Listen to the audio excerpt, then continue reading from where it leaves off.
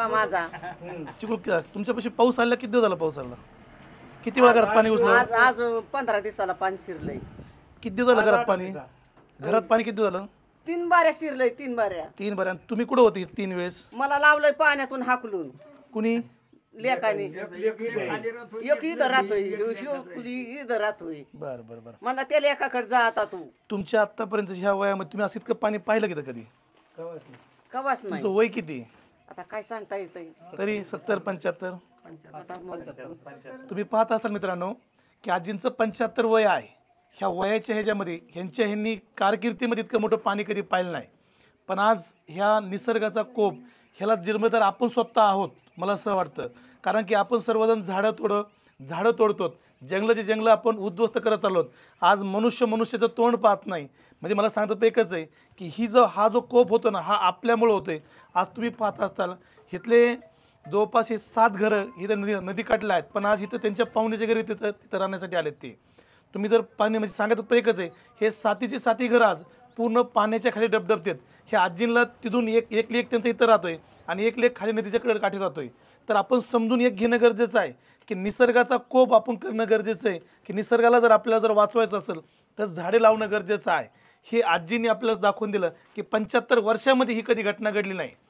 मी सरांना विनंती करू सर आपण ह्याच्यामध्ये आपल्याला काय वाटतं सध्याच्या ह्या स्थितीमध्ये सध्या त्या लेकाची लई नुकसान झाली आज त्याला बसायला जागा नाही राहिली घर सकट म्हणजे घरच राहिलं नाही का गरज नाही राहिलं बिलकुल उगाच याचा आधार पाता म्हणून इथं येऊन बसले त्यांनी लांब बांधलं म्हणून हा इथं धाकटा लेक राहतोय आणि तिकडे थोरला राहतोय अन्न तर नाहीच राहिलं खायला पण काहीच नाही राहिलं तुम्ही पाहत असाल की आजींचं जो लेक आहे ह्या लेकाचं घर पाण्यामध्ये पूर्ण वाहून गेलं आहे आणि खरंच एक व्यथा एक शेतकऱ्याची व्यथा खरं अवघड आहे आज आम्ही व्हिडिओच्या माध्यमातून फक्त तुम्हाला फक्त हे काय कुठं काय जाहिरात करण्यासाठी येत नाहीत आम्ही फक्त व्हिडिओच्या माध्यमातून हे दाखवायचं आहे की आपण हा व्हिडिओ पाहतात ना की ह्या गोरगरीब लोकांपर्यंत आपल्याची मदत आली पाहिजेत आणि ही मदत का आली पाहिजेत की आज आमचा शेतकरी उघड्यावर बसला हो ह्या शेतकऱ्यासाठी मदत आपण ह्या मदतीला धावून आलं पाहिजेत आज तुम्ही आमच्या इथं शिराळ असेल किंवा ह्या पट्ट्यामध्ये शिराळमध्ये तर जवळपास 50 ते 60 घरं असे आहेत की त्यांच्या घरामध्ये पाणी हे टिपका पण पाणी राहिलं नाही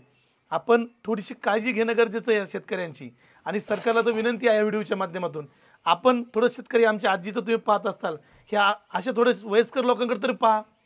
की तुम्हाला जाणीव झाली पाहिजे ह्या गोष्टीची की शेतकऱ्यांपाशी लवकरात लवकर मदत आपली पोहोचली पाहिजेत आमच्या इथले जर तुम्ही पाहत असाल इकडं भरपूर लोक मदत करतात पण तुमची मदत लवकर येणं गरजेचं आहे मी सरांना विनंती करतो की आपण 2 शब्द बोला सर खरंच आज सर टायगर करिअर अकॅडमीचे खरे मनापासून आभार आहे की आमच्यासारख्या पूरग्रस्तांचे अश्रू पुसण्यासाठी तुम्ही इथपर्यंत आलात आम्ही तुमचे मानवतेचे उपकार खऱ्या अर्थानं थोडे आहेत आज 15 दिवसापासून या ठिकाणी आम्ही सर्वजण पूरग्रस्त अतिशय वेगळ्या अशा अवस्थेमध्ये आहोत की आमचं जीवन मुश्किल झालं आहे कधी रात्रीच्याला पूर येतो आहे आणि कधी आम्ही या ठिकाणी आमचं जीवन संपत आहे की काय अशी परिस्थिती असतानासुद्धा या काळामध्ये नशिबानं आणि साथ दिली आणि पाणी खऱ्या अर्थानं दिवसा आला आणि आम्ही त्यातून वाचू शकलो आज वाचलो असताना संसार फार उघड्यावर पडलेत अनेक घरं गेलीत सर अनेक जनावरं गेली आज हाताला काम नाही शेतातले पिकं संपलीत खावं काय ही फार मोठी चिंतेची बाब असतानासुद्धा तुम्ही फार आम्हाला एक साधी मदत असेल पण ती आमच्यासाठी खूप मोठी आहे आम्ही आयुष्यभर त्याचं विसर नक्कीच होऊ देणार नाहीत आणि हा महापूर खऱ्या अर्थानं अनेक दिवस आम्ही अनेक वडीलधाऱ्या माणसांना विचारलं तर ते साधारणतः 150 वर्ष तरी सांगतात की याच्या आधी आलेलं नाही असा हा महापूर दुष्काळ भागामध्ये येईल असं वाटत नसताना सुद्धा हा महापूर इतक्या मोठ्या प्रमाणावर आला आणि होत्याचं नव्हतं झालं आज जर हेच पाणी जर समजा रात्री आलं असतं तर सर अनेक भयावह अवस्था निर्माण झाली असती परंतु देवाच्या कृपेनं तुम्हा सर्वांच्या आशीर्वादानं आम्ही सर्वजण तुमच्यासाठी जिवंत आहोत हे कुटुंब आम्ही सर्वजण खऱ्या अर्थानं अगदी नदीच्या जवळ असल्या कारणानं हा येणारा मोठा प्रवाह निव्वळ आमच्यावरती आमच्या घरावरती आला आणि याच्यातून आम्ही बालबाल बचावलोत हेच खऱ्या अर्थानं आमच्यासाठी खूप मोठं आहे आणि याच्यामधून तुम्ही आम्हाला ही छोटीशी मदत केली याबद्दल पुनःच एकदा आम्हा सर्व पूरग्रस्तांच्या वतीने तुमचे मनापासून आभार. धन्यवाद. मित्रांनो, आपण पाहत असताल हे आष्टी तालुक्यामधलं हे शिराळ हे गाव आहे. ह्या गावाच्या नदीचा मोठा इथं प्रभाव आला आहे. तुम्ही पाहत असताल की ह्यांच्या घरामध्ये 4 वेळा आत्तापर्यंत पाणी घुसलं आहे. म्हणजे 4 वेळा पाणी येऊन पण आज आमचा शेतकरी ताटमानेने जागा आहे ना, जो पूर्ण ताटमानेने आज पूर्ण उभा आहे, हा फक्त एकच आहे की आपण समजून घेणं गरजेचं आहे की आज त्यांच्या बोलताना किंवा आजीच्या बोलताना बाबाच्या बोलण्यातून डोळ्यातून अश्रू येत आहेत.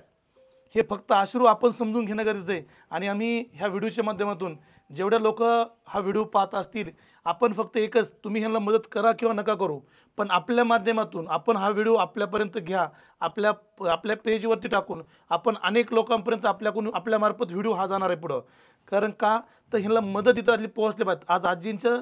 खाली घर पूर्ण वाहूनच गेलं, घरच दिसत नाही आता ते.